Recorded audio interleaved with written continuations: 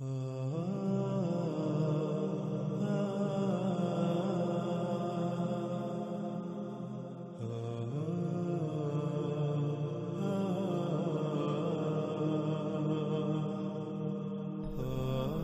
ناظرین، وہ تمام کے تمام انسان جو کھیتی باڑی سے تعلق رکھتے ہیں، جو کسان ہیں، وہ غور کریں کہ کیا انہوں نے دجال کو اپنا رب نہیں بنایا ہوا؟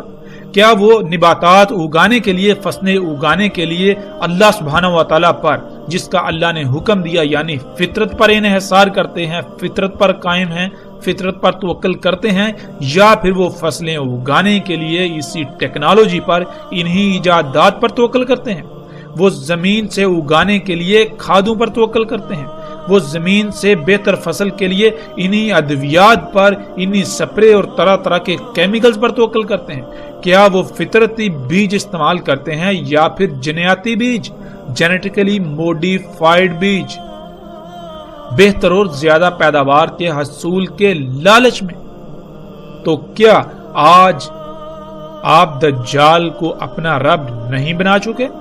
اور یہ دعوت آپ کو کس نے دی؟ دجال کے اسی راز نے جو دن رات، یعنی میڈیا، جو دن رات آپ کے بالکل سامنے سے آپ کو اپنی طرف کھینچتا ہے، دجال کو اپنا رب بنانے کی دعوت دیتا ہے۔ وہ فطرت کی بجائے انہی مشینوں پر توکل کرنے کی دعوت دیتا ہے، انہی ایجادات پر، انہی اشیاء پر توکل کرنے کی دعوت دیتا ہے جن کو انسان نے اپنے ہی ہاتھوں سے اللہ سبحانہ و تعالیٰ کے مقابلے پر خلق کیا۔ ناظرین، روایات کے مطابق رسول اللہ صلی اللہ علیہ وآلہ وسلم نے یثرب میں کھڑے ہو کر کئی بار مشرق کی طرف اشارہ کر کے کہا کہ دجال ادھر سے نکلے گا۔ ناظرین، محمد رسول اللہ صلی اللہ علیہ وآلہ وسلم کے وقت مکہ ہو یا مدینہ، دونوں کا مشرق از حجاز اور موجودہ سعودی عرب کا وہ علاقہ بنتا ہے جسے نجد کہا جاتا تھا، اور آج بھی اسے نجد کہا جاتا ہے۔ لیکن حیران کن اور چونکا دینے والی بات یہ ہے کہ عمرا، یعنی حکمرانوں کے پالتو علماء، جو ان کی خواہش پر حلال اور حرام کا تعین کرتے ہیں، انہوں نے اپنے تراجم و تفاسیر میں یثرب، جسے مدینہ کہا جاتا ہے، مدینے کے نام سے مشہور ہے، اس کا مشرق اور نجد عراق کو قرار دیا۔ لیکن جب ہم دنیا کا نقشہ اٹھا کر دیکھیں تو انسان ان علماء جو کہ امام الدجال ہیں، ان کے دجل پر حیران اور ششدر رہ جاتا ہے اور چونک جاتا ہے کہ عراق تو یثرب کے شمال میں واقع ہے، نہ کہ مشرق میں، جیسے کہ آپ سکرین پر دیکھ رہے ہیں۔ اس وقت سکرین پر آپ کو گوگل ارتھ، یعنی دنیا کا مصدقہ ترین نقشہ نظر آ رہا ہے، جس پر آپ اپنی آنکھوں سے دیکھ سکتے ہیں کہ عراق یثرب اور مکہ کے مشرق میں واقع ہے یا پھر شمال میں۔ اور جب آپ اپنی آنکھوں سے دیکھ رہے ہیں کہ عراق تو یثرب ہو یا مکہ ان دونوں کے مشرق کی بجائے شمال میں واقع ہے، تو پھر کیسے ان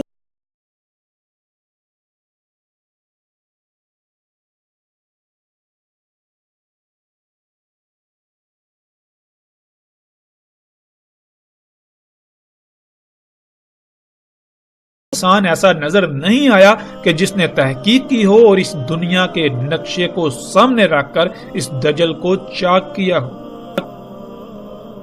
اور یہی بات اللہ سبحانہ و تعالی نے قرآن میں اس طرح سے کہی کہ لوگوں نے، انسانوں نے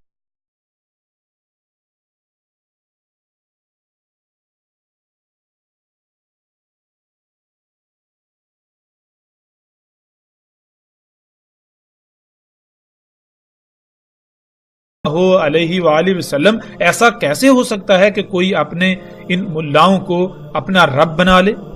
تو رسول اللہ صلی اللہ علیہ وآلہ وسلم نے اس طبقے کے بارے میں کہا تھا کہ یہ طبقہ جس کو حلال کہے، لوگ اسے حلال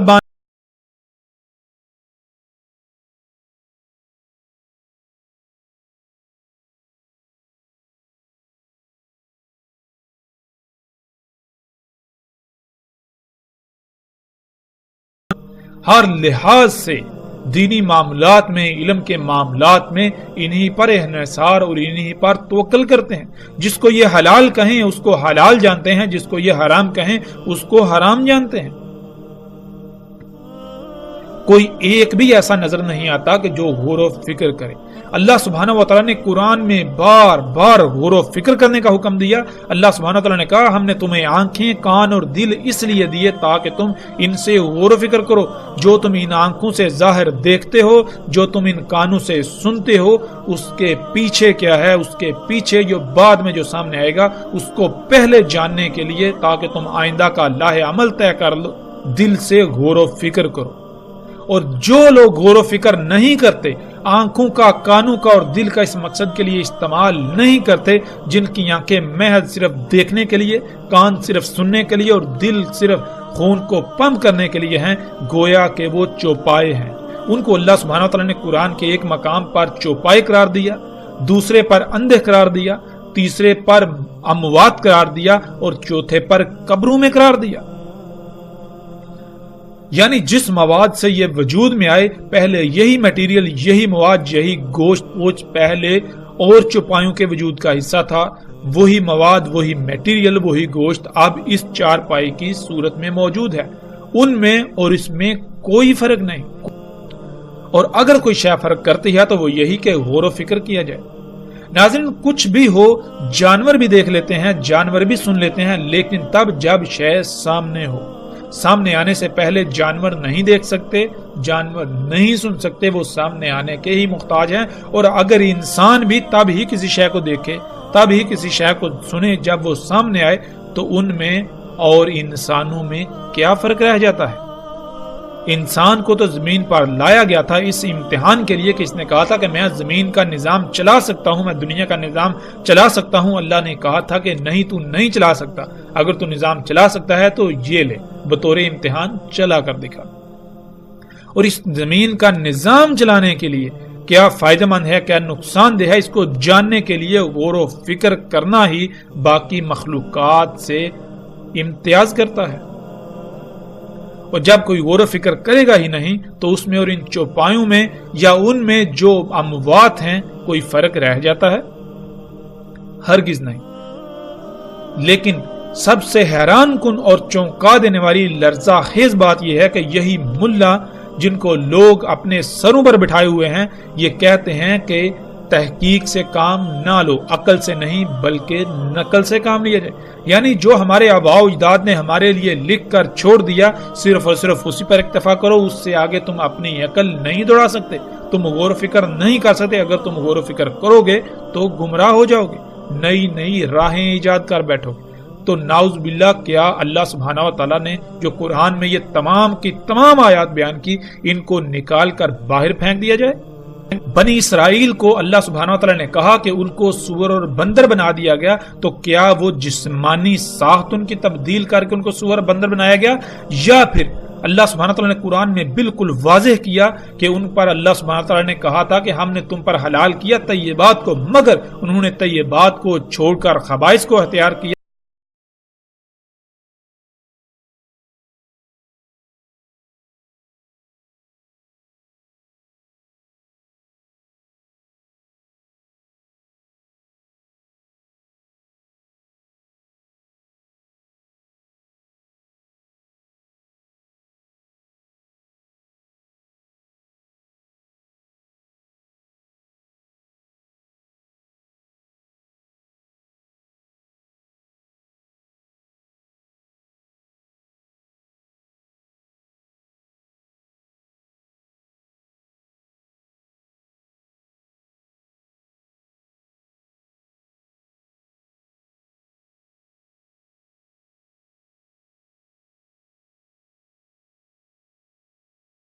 جائے گا، بندر وہی کرے گا۔ تو بالکل یہی خصوصیات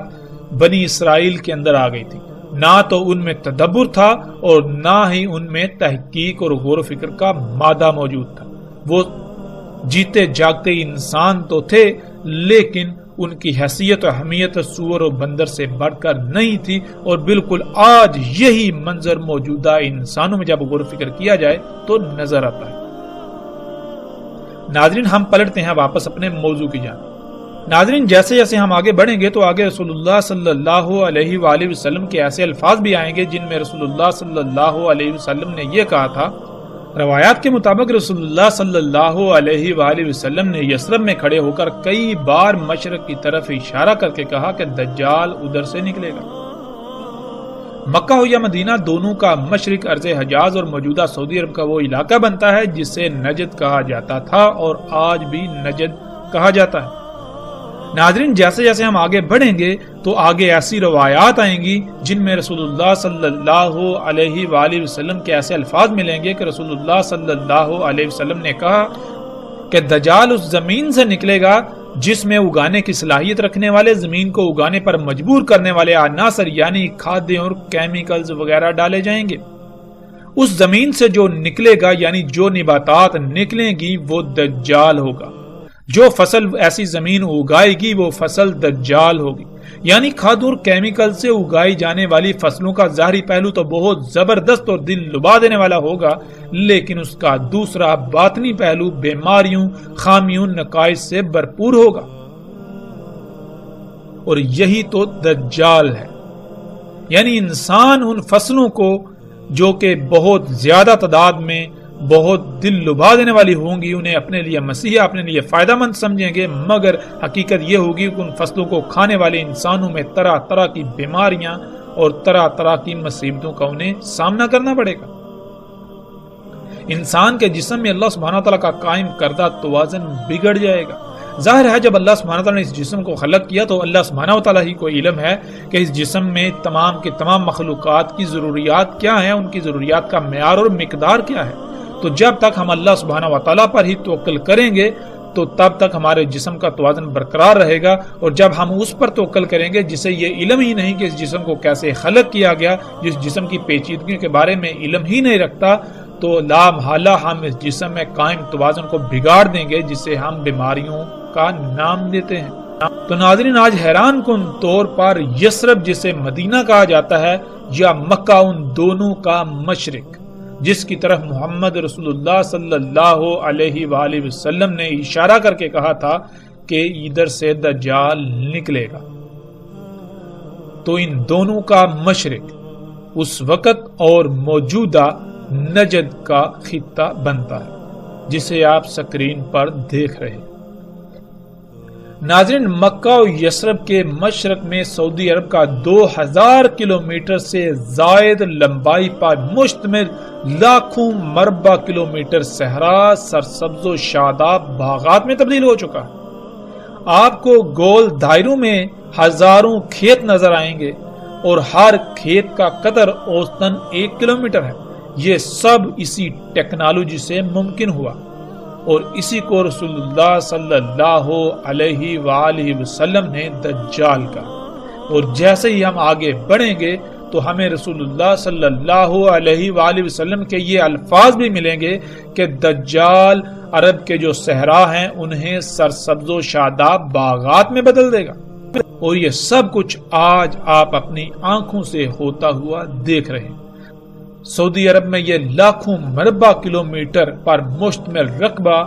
جس سے جو فصلیں حاصل کی جا رہی ہیں وہ سب کا سب دجال ہے. وہ تمام کی تمام فصلیں دجال ہیں. یعنی وہ ظاہراً تو بہت خوشنما ہیں لیکن ان فصلوں کو کھانے والے جاندار ہوں یا انسان یا وہ حشرات ہوں، وہ سب کے سب طرح طرح کی بیماریوں کا شکار ہو رہے ہیں. ان مخلوقات کا ایک ظاہری پہلو تو خوشنما ہے لیکن ان کا جو باطنی پہلو ہے وہ ہر لحاظ سے عیب زدہ ہے. اور ناظرین وہ طبقہ جس طبقے کو رسول اللہ صلی اللہ علیہ وآلہ وسلم نے آسمانوں کے نیچے بدترین مخلوق قرار دیا، یہی علماء دجال جن کے دجل کی اصل حقیقت آپ تصاویر میں دیکھ رہے ہیں. آج تک شمال کو مشرق بنا کر پیش کیا جاتا رہا. رسول اللہ صلی اللہ علیہ وآلہ وسلم نے مکہ و یثرب کے مشرق والی زمین سے دجال کے نکلنے کا بتایا تو انہی علماء دجال نے حکمرانوں کے پالتو نے اس کو عراق بنا دیا کہ مشرق میں عراق واقع ہے، حالانکہ مشرق میں سعودی عرب کا نجد ہے نہ کہ عراق. عراق تو سعودی عرب کے شمال میں واقع ہے، اور سکرین پر نظر آنے والی تصاویر میں آپ یہ سب اپنی آنکھوں سے دیکھ رہے ہیں۔ ناظرین، جس روایت پر ہم بات کر رہے تھے واپس پلٹتے ہیں اسی کی طرف، اس کے اگلے حصے کی طرف۔ اس کے اگلے حصے میں رسول اللہ صلی اللہ علیہ وآلہ وسلم نے کہا، اور زمین کو امر کرے گا پس وہ اگائے گی، پس ان پر طاقتور سپرے کرے گا، وہ فصلیں اور جانور وغیرہ جلدی بڑے ہو جائیں گے۔ نہیں تھا ان کے لیے کیا گیا اتنا جلدی بڑا ہونا، اور ضرورت سے زیادہ ان کے تھن دودھ سے بھر جائیں گے اور محدود وقت میں شکم بار ہو جائیں گے۔ ناظرین، رسول اللہ صلی اللہ علیہ وآلہ وسلم کے الفاظ کے عین مطابق آج ٹیکنالوجی زمین کو حکم دیتی ہے تو زمین اگاتی ہے، اور ان فصلوں پر طرح طرح کے کیمیکلز کی سپرے کی جاتی ہے، جس سے وہ فصلیں اپنے وقت سے بہت پہلے جلدی بڑی ہو جاتی ہیں، اور ان فصلوں اور ایسی خوراکوں اور ایسے اجزاء کو کھانے والے جانوروں کے تھن حد سے زیادہ دودھ سے بھر جاتے ہیں، اور انہی فصلوں کو کھا کر جانور موٹے تازے ہو جاتے ہیں۔ یہ سب کچھ آج ہم اپنی آنکھوں سے ہوتا ہوا دیکھ رہے ہیں۔ نہ صرف ہوتا ہوا دیکھ رہے ہیں بلکہ ہم خود بھی اسی ٹیکنالوجی کو اپنا رب بنائے ہوئے یہی سب کچھ کر رہے ہیں۔ ناظرین، غور و فکر کریں کہ کیا آج آپ بھی یہ سب کچھ نہیں کر رہے؟ اگر آپ یہ سب کچھ کر رہے ہیں تو پھر آپ دجال کو اپنا رب بنائے ہوئے ہیں، آپ دجال کے فتنے کا شکار ہیں۔ ناظرین، کھادوں سے، ان کیمیکل سے، ان سپرے سے جو فصلیں اگتی ہیں وہ دیکھنے میں بہت بھلی لگتی ہیں، لیکن یہ صرف ظاہراً اچھی ہیں، مگر ان کا باطن لا تعداد بیماریوں سے بھرا پڑا ہے۔ یہی تو دجل ہے کہ ہر کوئی انہیں دیکھ کر اپناتا ہے، حاصل کرتا ہے، دیکھنے میں یہ سب بہت اچھا لگتا ہے، لیکن جب یہی انسان اور جانور کھاتے ہیں تو وہ مفلوج ہو جاتے ہیں، ان کو طرح طرح کی بیماریاں لاحق ہو جاتی ہیں، بچے وقت سے پہلے بالغ ہو جاتے ہیں، انسانوں کی عمریں کم ہو جاتی ہیں، جسم کمزور ہو جاتے ہیں، طرح طرح کی بیماریوں کا شکار ہو جاتی ہیں۔ بالکل اسی طرح دودھ تو زیادہ حاصل کر لیا جاتا ہے، لیکن ان غیر فطری طریقوں سے دجال پر توکل کرنے سے حاصل شدہ ہر شے کا ظاہری پہلو تو بہت خوشنما ہوتا ہے، لیکن اس کا باطن محض زہر ہی ہوتا ہے۔ یہی وہ دجل ہے آج جس کا ہر کوئی شکار نظر آتا ہے، اور کوئی بھی اسے پہچان نہیں پا رہا اور نہ ہی پہچاننا چاہتا ہے۔ اور ناظرین، غور کریں، وہ لوگ جو کسان ہیں، جو برصغیر سے تعلق رکھتے ہیں، کہ سن 2000 کے آس پاس کی بات ہے کہ جانوروں کو ایک نئی بیماری کا سامنا کرنا پڑا کہ دیکھتے ہی دیکھتے جانور کو سانس کی پرابلم ہوتی، اس کے منہ سے جھاگ نکلنا شروع ہو جاتی، 1 2 زیادہ سے زیادہ 3 اور 4 دن کے اندر اندر جانور کی موت ہو جاتی، وہ کھانا پینا چھوڑ دیتا، اس کو سانس بھی بہت مشکل سے آتی، سانس لینے میں انتہائی مشکل کا سامنا کرنا پڑتا، یہاں تک کہ جب وہ سانس لیتا تو اس کے گلے سے غرارے کی آواز آتی، جیسے کہ اس کے گلے سے سانس انتہائی مشکل سے گزر پا رہی ہے۔ اور اس بیماری سے برصغیر میں لاکھوں نہیں کروڑوں کی تعداد میں جانوروں کی ہلاکت ہوئی، دیکھتے ہی دیکھتے۔ اس بیماری کو گل گوٹو کا نام دیا گیا، لیکن آج تک کسی نے بھی اس بیماری کی اصل وجوہات کو سامنے لانے کی کوشش ہی نہیں کی۔ کسی نے آج تک کسانوں کو اس کی حقیقت کے بارے میں نہیں بتایا۔ وہ سیدھے سادے کسان جو زبان سے اللہ پر توکل کے دعوے دار ہیں، لیکن وہ دجال کو اپنا رب بنا بیٹھے، انہیں اس بات کا شعور اور علم ہی نہیں کہ یہ سب اسی دجال کی وجہ سے ہوا۔ انہوں نے اپنے اس نقصان کی ذمہ داری، اپنے جانوروں کی موت کی ذمہ داری اللہ کے اوپر ڈال دی کہ یہ سب اللہ کا کیا ہوا ہے، یہ سب اللہ کی مرضی سے ہوا ہے، حالانکہ یہ اللہ کے اوپر بہت بڑا بہتان ہے۔ اللہ سبحان ہے، اللہ ایسی تمام کی تمام نیگیٹیوٹی سے پاک ہے، اللہ کے لیے ہے ہی حمد، تو کیسے اس چیز میں حمد ہو سکتی ہے جس میں خامیاں، خرابیاں اور کوتاہیاں ہوں؟ کجیاں ہوں. اللہ کہتا ہے میں اپنے کسی کام میں کوئی کجی نہیں چھوڑتا, کوئی عیب نہیں چھوڑتا, کسی قسم کی کوئی لاپرواہی نہیں کرتا, کوئی کوتاہی نہیں کرتا. میری ہر خلق, ہر شے, میرا ہر کام ہر لحاظ سے پرفیکٹ ہوتا ہے, اس میں حمد ہوتی ہے. تو ہم نے کیسے یہ جرت کی کہ اس اتنے بڑے الزام کو اللہ سبحانہ تعالیٰ کے اوپر عائد کرنے کی. اور ناظرین حقیقت کیا ہے؟ ناظرین حقیقت یہ ہے کہ سن 2000 کے آس پاس بر صغیر میں پہلی بار وہ سپرے مارکیٹ میں آئے, وہ سپرے مارکیٹ میں لائے گئے جنہیں آج فصلوں پر چھڑکا جاتا ہے. ان کیمیکل کمپنیوں نے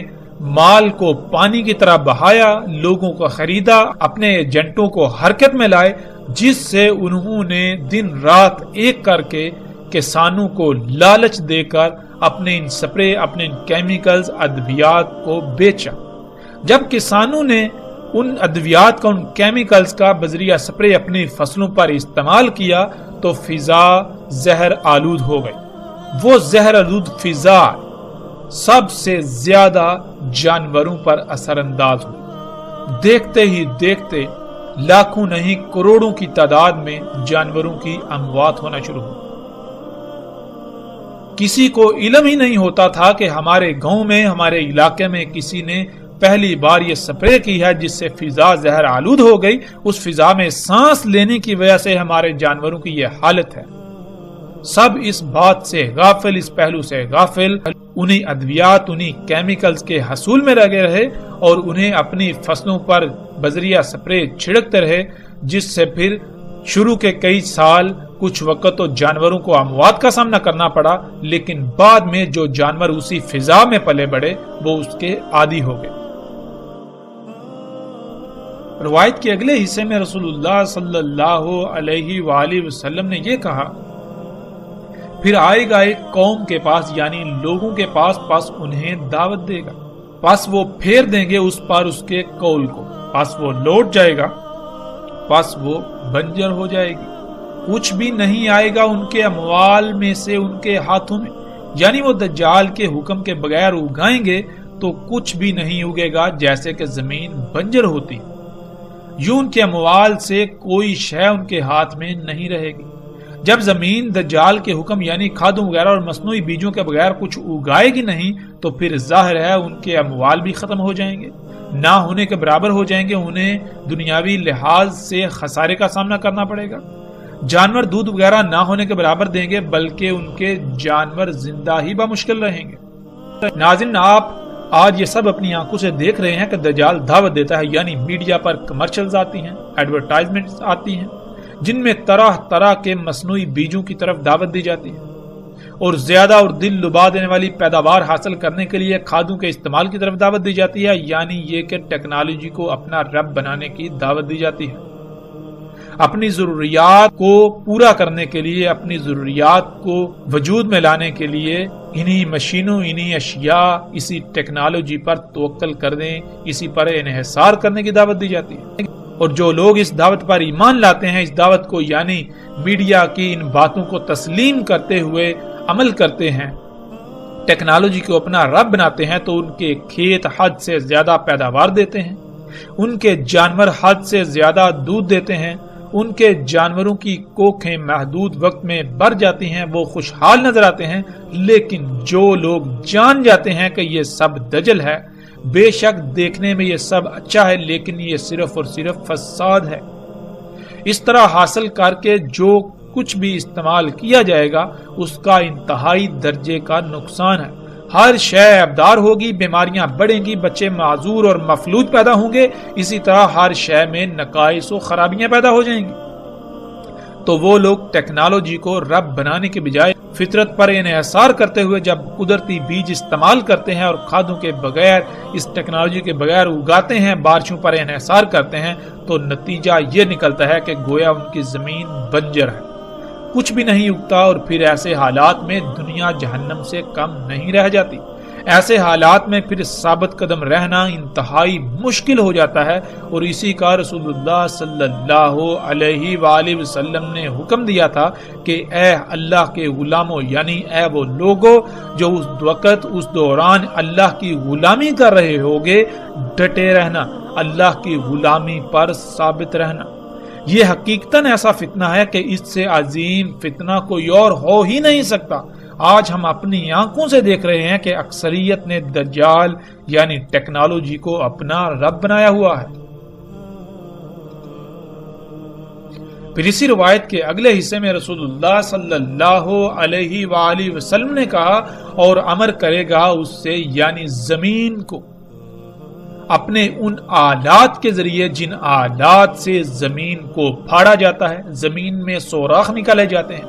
زمین کو کھودا جاتا ہے، ایسے آلات سے زمین کو پھاڑے گا، اس میں سوراخ کرے گا زمین کی گہرائیوں سے کچھ نکالنے کے لیے،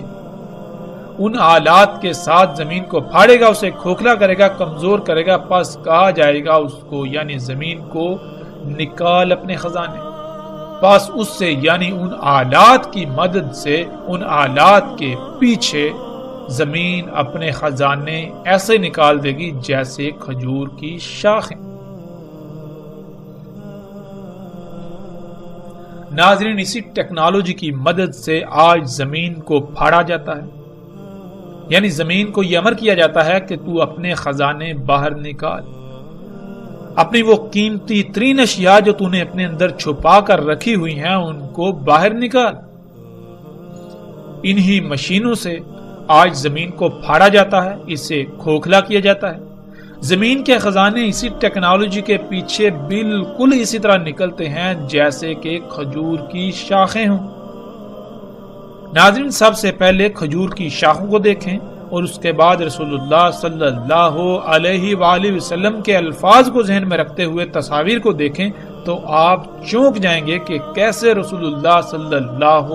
علیہ وآلہ وسلم نے ہر لحاظ سے اور ہر پہلو سے انتہائی باریک بینی سے دجال کے بارے میں آگاہ کر دیا، لیکن کوئی بھی نہیں جو سمجھنے کی کوشش کر رہا ہو۔ آپ سکرین پر نظر آنے والی یہ تصاویر دیکھ رہے ہیں کہ بالکل کھجور کی شاخوں کی طرح زمین کو پھاڑا جاتا ہے اور اس کے خزانے یعنی اس کی قیمتی ترین شے جسے آج خام تیل کہا جاتا ہے اس کو باہر نکالا جاتا ہے، اور اس سے پھر پوری دنیا کو انسانوں نے اپنے لیے جنت یعنی آسائشوں، سہولتوں اور آسانیوں سے بری ہوئی جگہ بنا دیا۔ لیکن یہ جنت حقیقت میں نہ صرف دنیا میں بھی جہنم ہے بلکہ آخرت میں بھی اس کا انجام جہنم ہے۔ دنیا میں کوئی بھی اس کو جہنم کہنے کو تیار ہی نہیں، اس کے باوجود کہ پوری دنیا کو ہر طرح کے سخت ترین حالات اور ہلاکتوں کا سامنا ہے، وہ سب اسی کی وجہ سے۔ زمین کے خزانے جنہیں کالا سونا یعنی بلیک گولڈ بھی کہا جاتا ہے، جن کے لیے آج پوری دنیا میں جنگ و جدل ہو رہا ہے اور شہروں کے شہر کھنڈرات میں بدل رہے ہیں، اور ان قریب انہی خزانوں کے حصول کی خاطر دنیا کو القاریہ یعنی آخری عالمی ایٹمی جنگ کا سامنا کرنا پڑے گا، جس سے ہونے والی تباہی کا اندازہ اس طرح لگایا جا سکتا ہے کہ اس میں پہاڑ بھی ریزہ ریزہ ہو جائیں گے، یعنی ایسے ہتھیاروں کا، ایسے بموں کا استعمال کیا جائے گا جو پہاڑوں کو روئی کی طرح اڑائیں گے۔ یہی خام تیل وہ دجال ہے جس سے دنیا میں جنت اور جہنم دونوں موجود ہیں۔ جو ٹیکنالوجی کو رب بنائیں گے تو دنیا ان کے لیے جنت، اور جو اسے رب نہیں بنائیں گے تو دنیا ان کے لیے جہنم بن جائے گی۔ اور کیا یہ سب آج اپنی آنکھوں سے ہوتا ہوا نہیں دیکھ رہے؟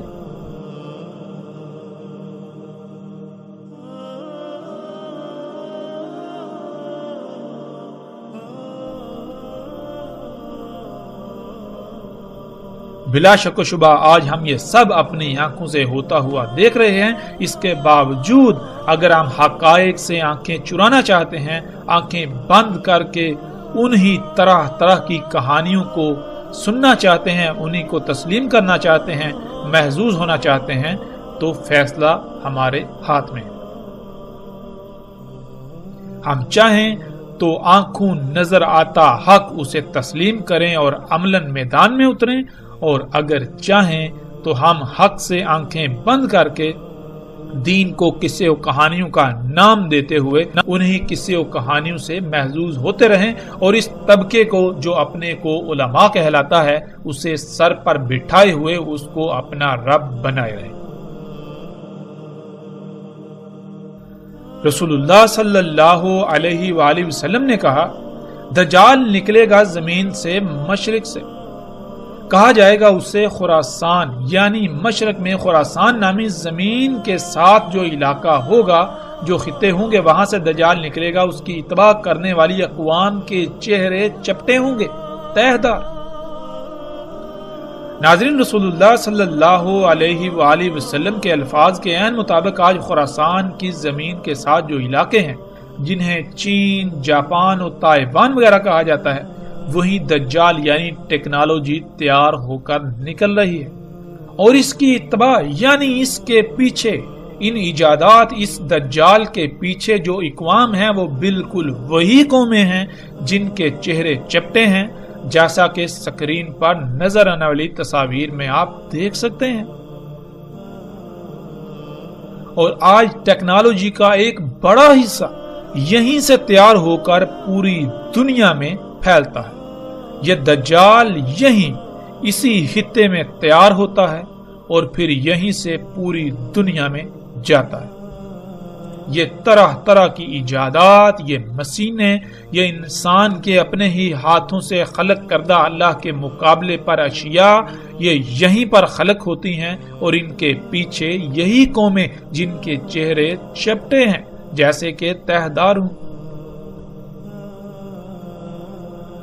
ناظرین، بغیر کسی شک و شبے کے آج دنیا کے مشرق سے یہ ٹیکنالوجی نکل رہی ہے، اور وہ قومیں اس دجل کی اتباع میں اسے خلق کر رہی ہے، جس کی نشاندہی محمد رسول اللہ صلی اللہ علیہ وآلہ وسلم نے آج سے 14 صدیاں پہلے ہی کر دی تھی۔ دنیا کے مشرق میں چین، تائیوان، جاپان وغیرہ ہیں، اور انہی ممالک سے ٹیکنالوجی وجود میں آ کر پوری دنیا میں پھیلتی ہے، خواہ وہ گاڑیاں ہوں، الیکٹرانکس کا سامان ہو، یا آج کے دور میں جنہیں ہم مصنوعات کا نام دیتے ہیں، سب کا سب آج انہی ممالک بالخصوص چین میں خلق کیا جا رہا ہے، اور ان لوگوں کے چہرے بھی بالکل رسول اللہ صلی اللہ علیہ وآلہ وسلم کے بتائے ہوئے الفاظ کے عین مطابق چپٹے ہیں، اور اسی طرح ان کی ناکیں بھی چپٹی ہیں۔ پوری دنیا میں جو فصلیں اگائی جا رہی ہیں، ان کے بیج بھی یہیں پر تیار کیے جا رہے ہیں، یہیں پر خلق کیے جا رہے ہیں، بیجوں میں یہیں پر مداخلت کی جا رہی ہے۔ یہی چپٹے چہروں والی قومیں اس سب کے پیچھے ہیں، اس سب کو کر رہی ہے۔ رسول اللہ صلی اللہ علیہ وآلہ وسلم نے کہا کہ اس میں کچھ شک نہیں، وہ یعنی دجال شام اور عراق کے درمیان خالی جگہ سے، یعنی جہاں آبادی وغیرہ کچھ بھی نہیں، خالی میدانی یا صحرائی علاقے ہیں، وہاں سے نکلے گا۔ ناظرین، پیچھے بھی سرحد سے گزر چکا اور آگے بھی آئے گا کہ زمین کا خون، یعنی زمین سے نکلنے والا خام تیل دجال ہے۔ اسی سے دنیا جنت اور جہنم بنی ہوئی ہے، اور خام تیل بالکل انہی مقامات سے نکل رہا ہے جہاں سے رسول اللہ صلی اللہ علیہ وآلہ وسلم نے کہا، یعنی شام اور عراق کے درمیان خالی جگہوں سے، جو کہ صحرائی علاقے ہیں، میدانی علاقے ہیں، اور سکرین پر نظر آنے والی تصاویر میں آپ دیکھ سکتے ہیں۔ رسول اللہ صلی اللہ علیہ وآلہ وسلم نے کہا، اس میں کچھ شک نہیں، وہ یعنی دجال شام کے سمندر میں یا یمن کے سمندر میں نہیں، بلکہ مشرق کی سمت سے، نہیں وہ مشرق کی طرف سے، نہیں وہ مشرق کی طرف سے، اور اپنے ہاتھ سے مشرق کی طرف اشارہ کیا۔ ناظرین، آج اگر ہم بحر شام کو دیکھیں تو وہاں ٹیکنالوجی سے لیس گدھے بحر شام میں کھڑے ہیں، اور بحر یمن میں بھی، جہاں سے دجال یعنی یہ ٹیکنالوجی مومنوں پر حملہ آور ہے۔ اور جیسا کہ پیچھے گزر چکا، دجال یعنی ٹیکنالوجی مشرق سے ہی نکل رہی ہے، روایت کا ایک ایک لفظ اس بات پر پورا اترتا ہے۔ رسول اللہ صلی اللہ علیہ وآلہ وسلم کا یہ فرمانا کہ وہ بحر شام میں ہے، پھر یمن میں کہنا، اور پھر یہ کہنا کہ نہیں بلکہ مشرق سے نکلے گا، اس کا مطلب ہرگز یہ نہیں ہے کہ رسول اللہ صلی اللہ علیہ وآلہ وسلم خود ہی ایک بات کر کے اس کی تردید کر رہے ہیں، بلکہ یہ وقت پر منحصر ہے کہ ایک وقت میں ایک جگہ سے نکل رہا ہے، پھر دوسرے وقت میں دوسری جگہ سے، اسی طرح کسی تیسری جگہ سے۔ عربی کا اسلوب ہی یہی ہے کہ جب ایسا معاملہ ہو تو بات ایسے ہی کی جاتی ہے۔ اور آج حیران کن طور پر جن جن جگہوں کی رسول اللہ صلی اللہ علیہ وآلہ وسلم نے نشاندہی کی، وہیں ان جگہوں سے یہ دجال نکل رہا ہے، یہ سب کچھ نکل رہا ہے۔ وہ تمام کی تمام اشیاء جنہیں انسان اپنے لیے مسیحا سمجھتا ہے، لیکن حقیقتاً وہ مسیحا نہیں، حقیقتاً وہ یہ دجل ہے۔ پوری دنیا کو تباہیوں ہلاکتوں کا اسی کی وجہ سے سامنا کرنا پڑ رہا ہے، پوری دنیا میں اسی کی وجہ سے فساد ہے۔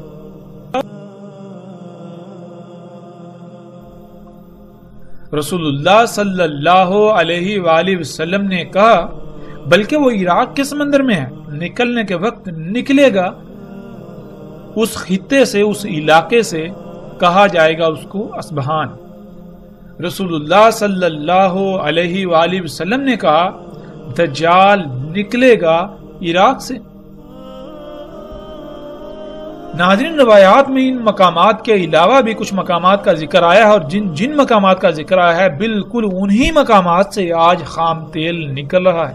جس سے دنیا آج جنت اور جہنم کا منظر پیش کر رہی ہے۔ اسی خام تیل سے تمام کے تمام مصنوعات بن رہی ہیں، اور اسی خام تیل سے آگ و بارود بن رہا ہے۔ جو اس ٹیکنالوجی کو یعنی دجال پر ایمان لاتے ہیں ان کے لیے دنیا جنت بن چکی ہے، اور جو اس پر ایمان نہیں لاتے بلکہ اللہ کو اپنا رب بناتے ہیں یعنی فطرت پر توکل کرتے ہیں، تو ان کے لیے اس دنیا میں کچھ بھی نہیں سوائے آگ و بارود کے، سوائے سختیوں کے، سوائے طرح طرح کی آزمائشوں کے۔ یہی دجال ہے اور یہی اس کی جنت و جہنم، یہی اس کی جنت و آگ۔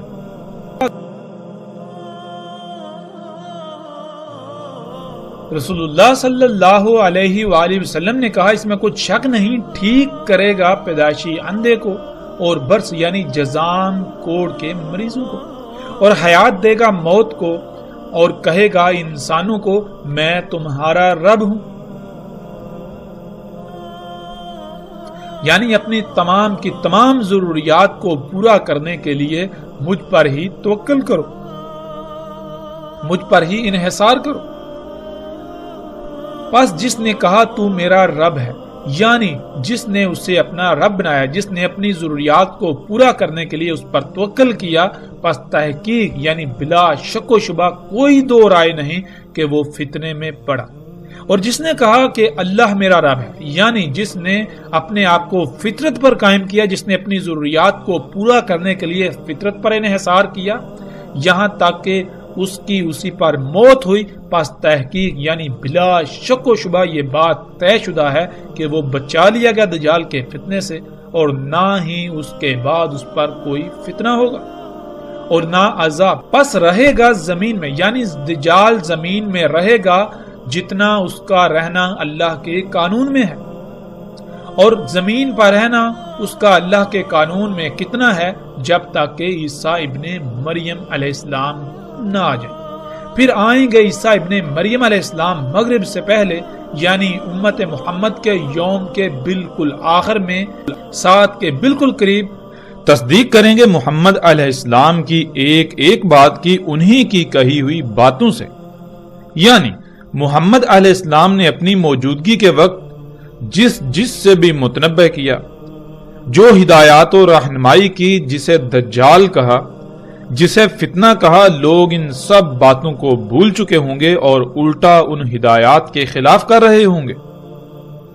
جس کو محمد علیہ السلام نے دجال کہا تھا، الٹا لوگ اسے مسیحا تسلیم کر چکے ہوں گے، اور انہیں اس بات کا شعور تک بھی نہیں ہوگا۔ دجال کو وہ اپنا رب بنا چکے ہوں گے، ہر وہ عمل کر رہے ہوں گے، ایسے ایسے اعمال انجام دے رہے ہوں گے جس سے محمد علیہ السلام نے روکا تھا۔ تو ایسی صورت میں واحد ایک ہی ایسی شخصیت ہوگی جو محمد علیہ السلام کی ایک ایک بات کی انہی کے کہے ہوئے الفاظ سے تصدیق کرے گی، کہ جسے تم اپنے لیے مسیحا سمجھتے ہو اسے محمد علیہ السلام نے دجال کہا تھا۔ جن اعمال کو تم اصلاح والے اعمال سمجھ رہے ہو اس سب کو تو خود محمد رسول اللہ صلی اللہ علیہ وآلہ وسلم نے فساد کہا تھا، یعنی محمد علیہ السلام کی ایک ایک بات کی تصدیق کریں گے کہ کیا محمد علیہ السلام جنہوں نے اپنی بعثت سے لے کر ساتھ کے قائم ہونے تک چھوٹے سے چھوٹے واقعے یا فتنے کا ذکر کرنا نہیں چھوڑا، تو کیا محمد علیہ السلام آج ہونے والے اتنے بڑے بڑے غیر معمولی امور کے بارے میں آگاہ کرنا، ان کے بارے میں ذکر کرنا بھول گئے تھے، یا انہوں نے بتایا ہی نہیں تھا؟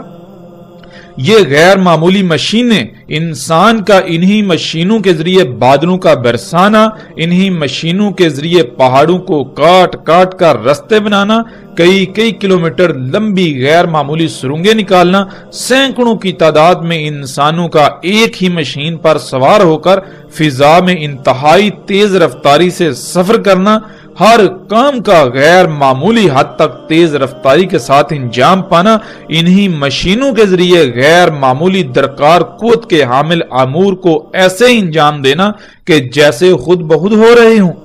نہروں اور دریاؤں کا مسخر ہو جانا، جب جی چاہے اور جتنا چاہے ان میں پانی چھوڑنا اور جب جی چاہے روک لینا، زمین سے اپنی مرضی کے مطابق غیر معمولی طور پر کم وقت میں اور کئی گنا زیادہ فصلیں اگانا، ہر طرح کی فصلیں جو سال میں کسی مخصوص خطے اور مخصوص موسم و آب و ہوا میں ایک ہی بار اگتی تھی، انہیں پورے سال میں کہیں بھی اور کسی بھی موسم میں اگانا، یہاں تک کہ ایسے ایسے غیر معمولی امور انجام پا رہے ہیں، اور وہ سب کچھ آج ہو رہا ہے کہ اگر کوئی چند صدیاں پہلے کا شخص اس دنیا میں واپس آئے تو اسے یہ یقین ہی نہیں ہوگا کہ وہ اسی دنیا میں واپس آیا ہے جہاں وہ پہلے تھا، کہ یہ وہ دنیا نہیں ہو سکتی، یہ وہ دنیا ہو ہی نہیں سکتی، یہ وہ رب ہو ہی نہیں سکتا جو میرا رب تھا اور ہے، کیونکہ میرا رب تو سبحان ہے، وہ الرحمن ہے، وہ اپنی سنت، اپنا طریقہ، اپنے قوانین تبدیل نہیں کرتا، تو یہ کیسے ہو سکتا ہے کہ 1000 سال پہلے کے انسانوں کے لیے اس کے تمام قوانین اور ہوں اور آج وہ تمام کے تمام قوانین بدل دے؟ آج کے انسانوں کے لیے اس کا اگانے کا قانون تبدیل، بارشیں برسانے کا قانون تبدیل، وہ رب جو اپنی کائنات میں زمین و آسمان میں ایک رائی برابر بھی خرابی نہیں چاہتا، وہی ایسے امور انجام دینا شروع کر دے کہ جس سے پوری دنیا فساد زدہ ہو کر تباہیوں کے دہانے پر کھڑی ہو جائے، وہ رب جس کے لیے ہے ہی حمد، وہ ایسے امور انجام دے کر ہر کام میں خرابیاں ہی خرابیاں کر دے، احمد کا شائبہ تک نہ ہو، حمد کا شائبہ تک نہ ہو، یہ کیسے ہو سکتا ہے؟ یہ کیسے ہو سکتا ہے؟ میرا رب تو اس سب سے سبحان ہے، پاک ہے، وہ تو ایسا نہیں ہے، وہ تو الرحمن ہے، وہ انسانوں کے لیے اپنے قوانین نہیں بدلتا اور نہ وہ بدلنے والا ہے۔ ناظرین، تو سوچنے والی بات یہ ہے کہ اگر آج ان غیر معمولی امور کے بارے میں بات کی جائے تو بات کرتے کرتے بندہ تھک جائے، لیکن ان پر بات مکمل نہ ہو۔ اس غیر معمولی حد تک اور کثرت سے آج ایسے امور انجام پاتے ہوئے دیکھے جا رہے ہیں اور ہر کوئی انہی کا حصہ بنا ہوا ہے، تو یہ کیسے ممکن ہے کہ محمد علیہ السلام نے ان کا ذکر ہی نہ کیا ہو؟ وہ اللہ کے رسول محمد علیہ السلام جنہوں نے کسی چھوٹے سے چھوٹے فتنے کو بھی کھول کھول کر بیان کیا، ان کی بعثت سے لے کر ساتھ کے قیام تک جو کچھ بھی ہونا تھا سب کا سب کھول کھول کر بیان کر دیا، تو یہ کیسے ہو سکتا ہے کہ اسی اللہ کے رسول نے ان غیر معمولی اور اس وقت کے مطابق ناقابل تصور امور کے بارے میں ذکر نہ کیا ہو؟ محمد علیہ السلام پر ایمان لانے کے تو بہت بڑے بڑے دعوے کیے جاتے ہیں، لیکن کیا اپنے اعمال سے انہی کی ہر بات کا کفر نہیں کیا جا رہا؟ ایک طرف تو اس بات کا اقرار کیا جاتا ہے کہ محمد علیہ السلام نے اپنی بعثت سے لے کر قیام الساعہ تک رونما ہونے والے چھوٹے سے چھوٹے فتنے کا بھی ذکر کرنا نہیں چھوڑا، اور دوسری طرف یہ تسلیم کرنے کو تیار ہی نہیں کہ آج اتنے بڑے بڑے غیر معمولی امور کے بارے میں کچھ بتایا ہو۔ محمد علیہ السلام نے سب کچھ بتایا، لیکن لوگ وہی کریں گے جو پہلی قوموں نے کیا، اور وہی ہوا۔ تو ایسی صورت میں محمد علیہ السلام نے کہا تھا کہ واحد ایک ہی شخصیت ہوگی جو میری ایک ایک بات کی میرے ہی کہے ہوئے الفاظ سے تصدیق کرے گی اور وہ عیسیٰ ابن مریم علیہ السلام ہوں گے۔ تصدیق کریں گے محمد علیہ السلام کے ساتھ اور ان کی ملت پر ہوں گے، پس قتل کریں گے دجال کو، پھر اس میں کچھ شک نہیں، جو ہے وہ 7 کا قیام ہوگا۔